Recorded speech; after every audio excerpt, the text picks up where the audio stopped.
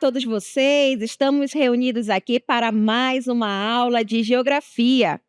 Eu sou a professora Ludmila Dutra e iremos verificar o que estudaremos na nossa aula 10.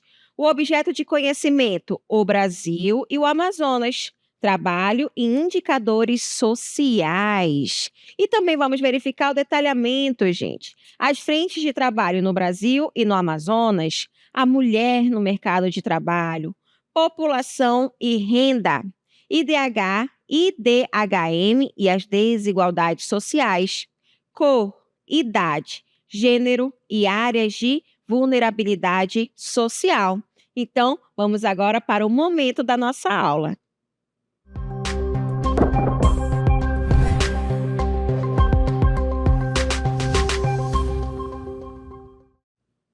Nós estudaremos sobre diversas características que vai estar muito ligado à sociedade. E uma delas, gente, vai estar ligado ao trabalho, às frentes de trabalho, né, que vão ser políticas públicas criadas para oferecer emprego temporário, né, a populações, por exemplo, ali que pode estar em situação de vulnerabilidade, especialmente em períodos marcados por crises sociais, desastres ambientais ou até dificuldades econômicas, mas além de criar também trabalho de um modo geral para a população, não somente ali sendo temporário, onde a pessoa ela pode, né, estar trabalhando de um modo que se possa sustentar. No Brasil, gente, essa iniciativa ela teve papéis importantes, né, estratégicos para gerar renda rápida e também fortalecer a assistência social e apoiar comunidades, principalmente comunidades afetadas por situações naturais, como secas, enchentes, ou até mesmo, já pegando a parte social, a parte, né, de desemprego. No Amazonas, gente, a sua importância ainda é maior, né? Devido que as características aqui da nossa região, onde pode ocorrer essa forte dependência de atividades sazonais, gente, como a pesca e também a agricultura, tá? Agora, a ocorrência, né, de eventos climáticos extremos e a realidade, gente, de muitas comunidades ribeirinhas, né, que enfrentam esse isolamento e a falta de acesso a esses serviços básicos faz com que essas frentes de trabalho, elas ajudem a população a melhorar um pouco mais ali as condições de vida das pessoas, tá? Agora, a frente de trabalho, né? Tanto no Brasil quanto no Amazonas. O que vai estar realmente relacionado a essas frentes de trabalho? São, gente, programas emergenciais criados pelo poder público, tá? E isso vai ajudar o quê? A gerar empregos temporários, principalmente em períodos de crise social, econômica ou até mesmo ambiental. E essas ações, gente, têm por objetivos centrais, que é realmente de garantir renda imediata para famílias em situação de vulnerabilidade e também executar serviços essenciais de utilidade pública. No Brasil, como é que vai estar marcado essas frentes de trabalho?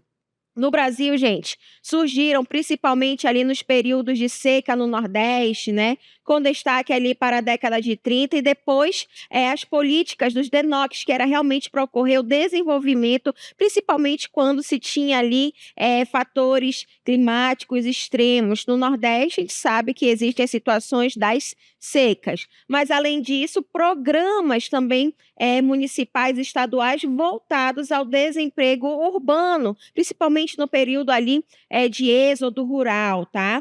Já no estado do Amazonas, no nosso estado, gente, as frentes de trabalho possuem características mais específicas, pois acaba respondendo o quê? A desafios ambientais e sociais típicos da nossa região. Uma delas vai estar ligada à seca e à estiagem extrema, onde o governo estadual costuma criar frentes para a distribuição de água potável, a logística de transporte de alimentos, mas também a dragagem emergencial de trechos mais críticos, né?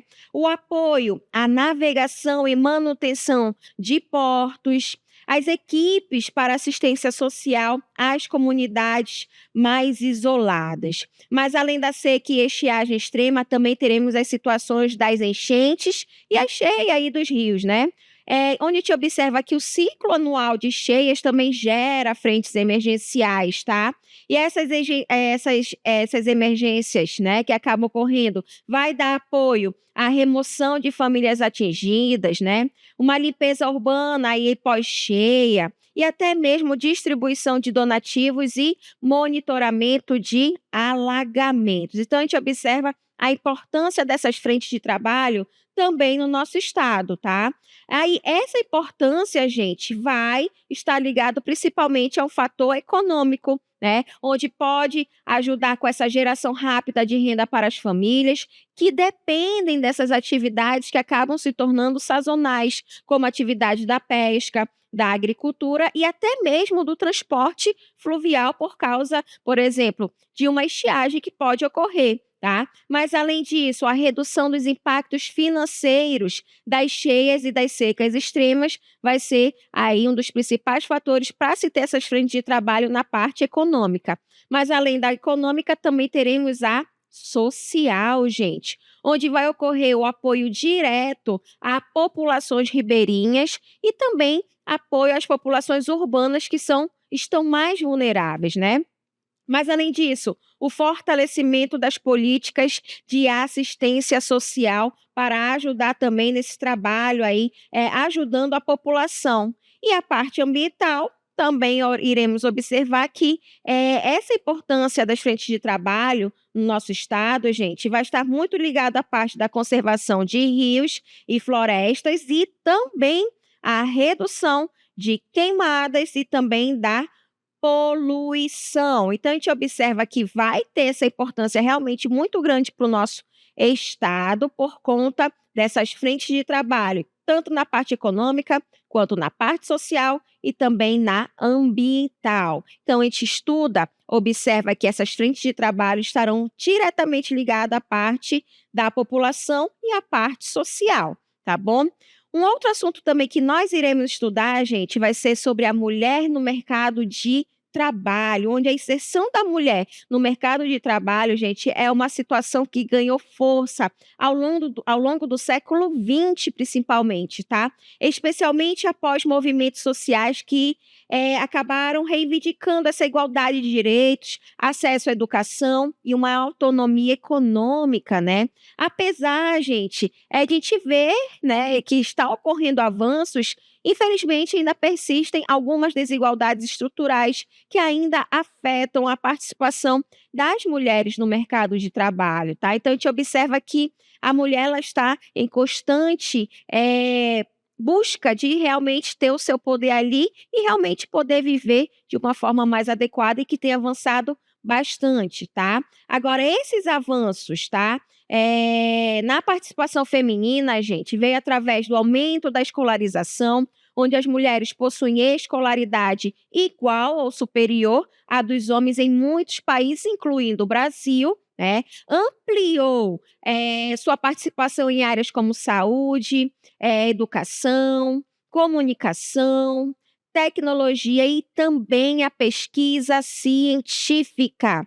Mas além do aumento da escolarização, também vamos ter a ampliação da mão de obra feminina. Desde lá dos anos de 1970, gente, cresceu o número de mulheres empregadas, né, em setores formais, tá? E em cargos também de liderança. Isso é muito importante a gente analisar. No Brasil, gente, acaba sendo comum encontrar mulheres, né, tanto na parte de empreendedorismo, né, na administração pública, em profissões de alta qualificação e até mesmo em espaços historicamente masculinos, né, como a parte da engenharia ou até mesmo da segurança pública, ok? Então a gente observa esses avanços também com a participação da mulher no mercado de trabalho, tá? Mas não para aí não. A gente pode verificar, gente, que vai existir, né, desafios e desigualdades persistentes para as mulheres, né? Apesar aí dos avanços, ainda existem, né, barreiras que infelizmente a gente observa que dificulta, né, o avanço das mulheres aí no mercado de trabalho. Uma delas vai ser a diferença salarial, né. Mesmo realizando aí funções equivalentes, as mulheres elas costumam receber menos que os homens, né, dependendo ali da área, e isso é agravado entre mulheres negras, principalmente, que enfrentam dupla discriminação, infelizmente. Mas além da diferença salarial, também a tripla jornada de trabalho, além do trabalho remunerado, muitas mulheres, gente, continuam também sendo responsáveis ali por tarefas domésticas, né, ou até mesmo pelo cuidado dos filhos, ou até de familiares ao seu redor. Se às vezes não tem filho, mas tem familiares que ela acaba cuidando, o que acaba sobrecarregando o seu tempo e também limita aí oportunidades que pode crescer cada vez mais. Além da tripla jornada, gente, a presença reduzida em cargos de liderança, né? Há menos mulheres em postos de direção, gerência, política e até mesmo alta administração, tá? E isso acaba ocorrendo por conta das barreiras culturais, preconceitos e também até mesmo as redes ali de influência masculina que dificultam esse avanço. Mas também a gente observa essa presença, né, reduzida nesses cargos, dessa liderança, mas de uma forma bem mais reduzida. E isso acaba mostrando para a gente esses desafios e essas desigualdades persistentes aí para as mulheres se desenvolverem cada vez mais. Porém, a gente também tem pontos positivos com conquistas, né, legais e também as políticas públicas voltadas para a mulher. Olha só, essa legislação trabalhista para as mulheres, gente, o Brasil ele possui leis que protegem a mulher no ambiente de trabalho, tá? Como a licença maternidade e a estabilidade provisória na gestação. Também teremos a proteção contra a discriminação salarial e o assédio e políticas de igualdade de gênero nas empresas, tá? A gente observa que vai ter nessa legislação trabalhista para as mulheres e existem programas de apoio, tá? Existem iniciativas voltadas à formação profissional, o empreendedorismo feminino, o combate à violência e também o incentivo à liderança feminina. Então, esses programas de apoio ajudam muito as mulheres também a se desenvolverem cada vez mais, tá? Agora, a mulher, gente, no mercado de trabalho contemporâneo, como é que a gente observa atualmente? A gente vai observar que vai ocorrer o aumento, né, do teletrabalho, tá? Que trouxe essa flexibilidade, mas também intensificou ali a sobrecarga doméstica, né? Porque às vezes está trabalhando em casa, mas também tem os afazeres de casa, então acaba influenciando. Mas além desse aumento, gente, do teletrabalho, vai ocorrer também o maior acesso ao ensino superior, né? Que até então as mulheres eram proibidas de estudar. Tá? A ampliação da representatividade feminina, né? Em startups, a ciência, na política e também na tecnologia. Isso tem ajudado bastante no desse trabalho da mulher no mundo contemporâneo, tá? Mas não para aí, né? Também teremos aí o fortalecimento do debate sobre a equidade de gênero nas empresas, né? Para tentar manter esse equilíbrio aí também da mulher no mercado de trabalho. Então, a gente observa aí essas situações que acabam ajudando, né, a desenvolver tudo isso, principalmente para a mulher, tá? Mas, além disso, também vamos estudar, gente, sobre a relação entre a população e renda, que é um dos temas centrais na parte da geografia, mas também na economia e das ciências sociais, gente. Esses estudos ajudam a compreender, né, como as pessoas elas vivem, como a riqueza ela acaba sendo distribuída e quais são as desigualdades existentes dentro de um país, dentro de uma região, ou até mesmo dentro de uma cidade. Olha só, a população, gente, a gente observa que vai ser o conjunto de pessoas que vivem em um determinado espaço, tá? Mas para a gente analisar, estudar esses vários aspectos, a gente tem que analisar alguns pontos. E um deles vai ser o tamanho populacional. Esse tamanho populacional, gente, vai estar ligado ao número total de habitantes de um país, de um estado ou até mesmo um município. Além do tamanho populacional, a distribuição espacial, né? Que vem aí que forma, né, como as pessoas elas acabam se distribuindo no território, que há áreas densamente povoadas e também há áreas com baixa concentração de ser humano ali, das pessoas habitando. A composição, gente, dessa população, né, inclui características como idade, sexo, escolaridade, renda e ocupação. Mas além da composição, também teremos o quê? O crescimento populacional, que vem através, das taxas de natalidade, das taxas de mortalidade e até mesmo a migração, que influenciam, né, o aumento ou a redução da população. Agora essas características, né, esse conceito sobre população, gente, para a gente entender, né, como é que vai estar ligada essas características da renda através do seu conceito e da importância também para a população. Mas o que que vai ser renda? Renda, gente, é o total de dinheiro, né, recebido por uma pessoa, tá? Agora esse dinheiro, né, que é recebido por uma pessoa que acaba ajudando na renda aí da população, a gente observa esse desenvolvimento, tá? Esse desenvolvimento da renda também vai estar vinculado ao quê? A uma estrutura etária, tá? E uma delas, a gente pode estudar aí sobre as populações jovens, né, gente? Essas características das populações jovens, elas acabam dependendo mais, de gastos com educação e até mesmo a saúde infantil. Já em relação às populações mais envelhecidas, vão exigir mais o quê? Investimentos em previdência e cuidados de saúde, tá? Isso tudo a gente observa tanto a parte da renda quanto da população, como é que ocorre o desenvolvimento em determinadas áreas, tá? Essa relação da população e renda pode também surgir o quê? A desigualdade econômica, tá? Mesmo em países ricos, gente, a renda ela acaba não sendo distribuída de forma igual, tá? Fatores como a escolaridade, gênero, raça, região de moradia ou até o tipo de atividade econômica acaba influenciando muito quanto cada pessoa ela recebe, porque nem todo mundo vai receber igual, tá? Então que acaba surgindo essa desigualdade econômica, tá? Mas além da desigualdade econômica, também vamos estudar sobre o quê? Sobre a concentração da renda, gente, onde pequenas parcelas da população elas costumam concentrar a maior parte da riqueza, né? E o Brasil vai ser um dos países com maior desigualdade de renda do mundo. Poucas pessoas com muito dinheiro, né? E muitas pessoas, né, com pouco dinheiro, tá?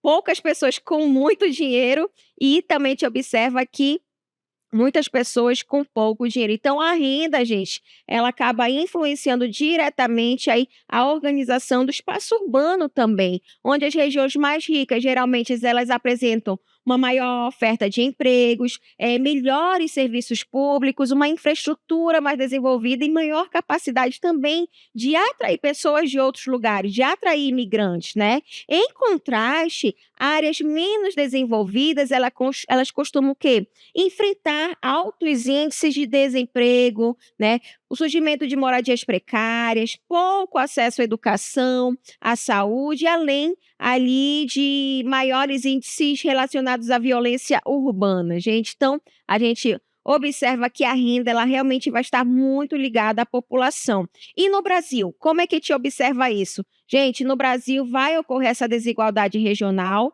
né, onde no sul e sudeste concentra maior renda e desenvolvimento industrial. Já no norte e nordeste apresenta historicamente menor renda média e mais desigualdades.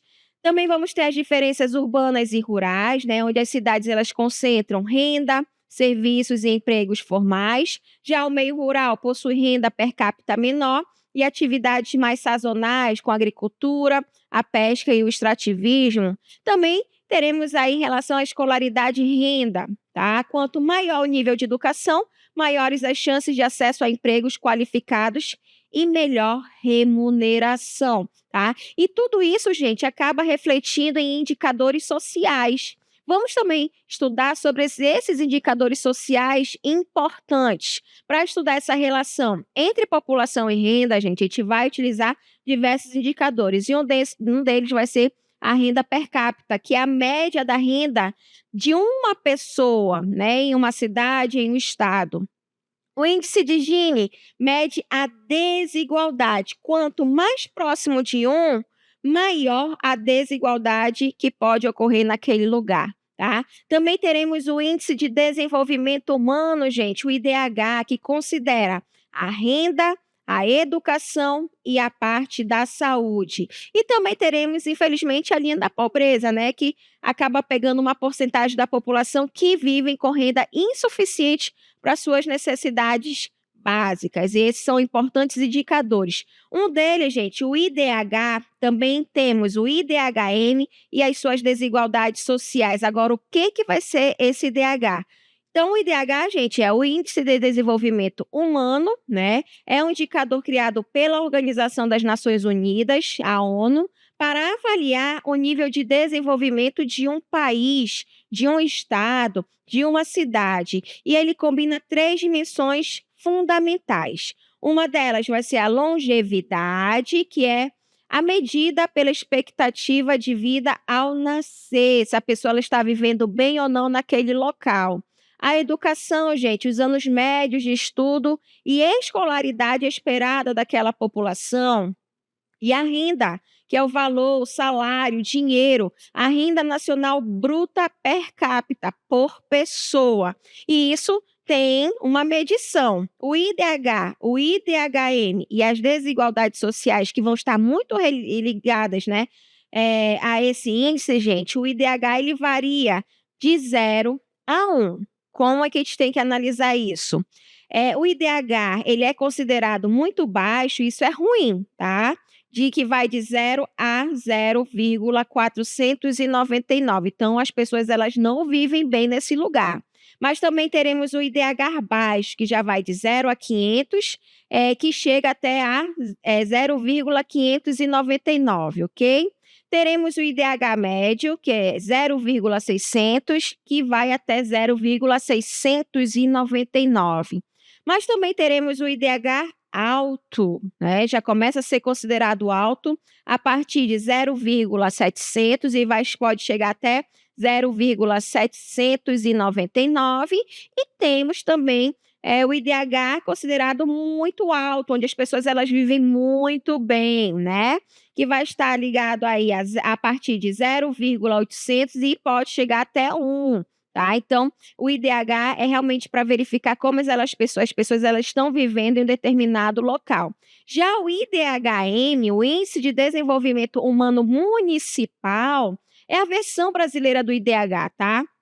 Que vai ser adaptada para medir o desenvolvimento dos estados e dos municípios. E ele também segue esses 3 pilares: a longevidade, a educação e a renda.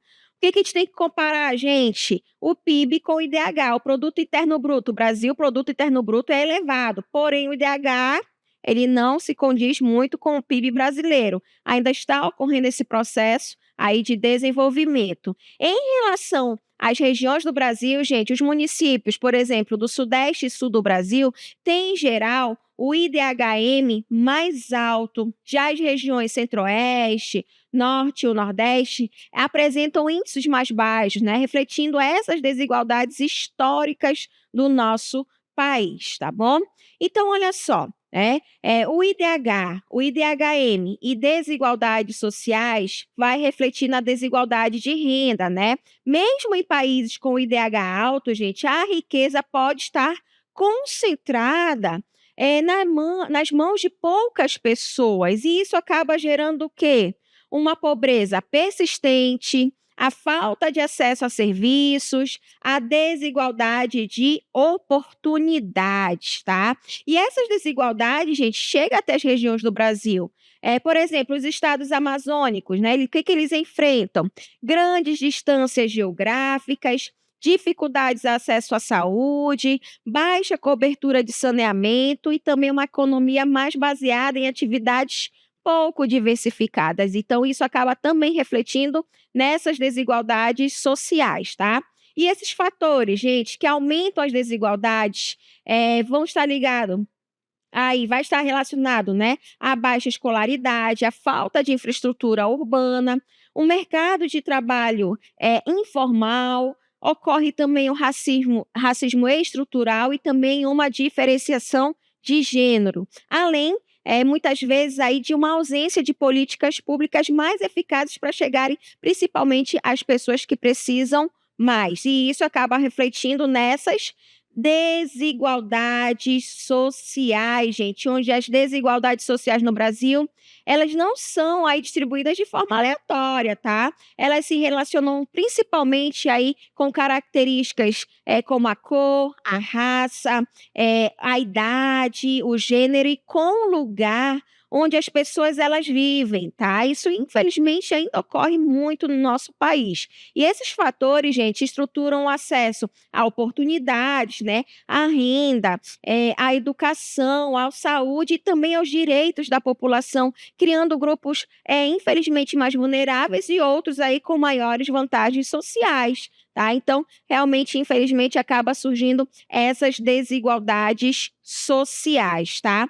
E essas desigualdades sociais, gente, elas colocam as pessoas, né, em um âmbito em que ela busca melhorar ali a sua vida, mas muitas vezes ela é, infelizmente, discriminada, tá? Nós vamos ver um vídeo agora em que mostra pra gente muito essa relação, principalmente, né, em relação à estrutura etária, ao gênero, à idade. Prestem atenção que daqui a pouco a gente retorna.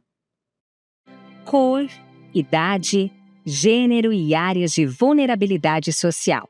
As desigualdades sociais do Brasil estão ligadas diretamente à cor, raça, idade, gênero e ao território onde as pessoas vivem.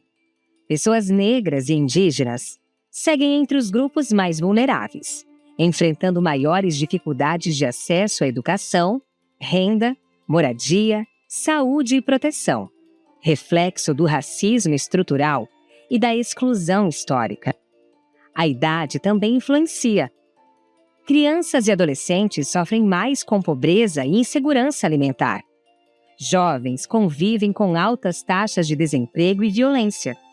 Idosos vulneráveis lidam com renda insuficiente e falta de cuidados. O gênero aprofunda desigualdades, especialmente para mulheres, que recebem menores salários, trabalham mais na informalidade e enfrentam altos índices de violência, condições ainda mais severas entre mulheres negras. Pessoas LGBTQIA+, também enfrentam discriminação e menos oportunidades. Além disso, o território é decisivo. Periferias, áreas rurais pobres, regiões isoladas da Amazônia, favelas e ocupações sofrem com falta de infraestrutura, serviços públicos e maior exposição à violência. Quando características como cor, gênero, idade e local de moradia se combinam, a vulnerabilidade aumenta, exigindo que políticas públicas sejam interseccionais e voltadas à redução dessas desigualdades para garantir direitos e oportunidades de forma mais justa. Então, olha só, gente, aí a gente observa, né, a importância de a gente entender toda essa situação aí que vai estar muito relacionado à população de um modo geral. Desde lá das frentes de trabalho, né, buscando realmente ajudar as pessoas que estão em um momento ali de vulnerabilidade, as mulheres no mercado de trabalho e essa relação da renda também, que infelizmente muitas vezes acaba sendo realizada ali de forma desigual, que vai estar muito relacionado à nossa vida, ao nosso cotidiano, né? Mas que a gente sempre tem que buscar e ir atrás dessas políticas públicas para que cheguem até a população. Então, é nesse momento em que a gente tem que chegar e realmente se posicionar e ir atrás do que realmente a gente quer, que, lógico, é uma qualidade de vida bem melhor do que a gente tem nos dias atuais, tá certo, gente? E assim a gente finaliza esse momento da nossa aula.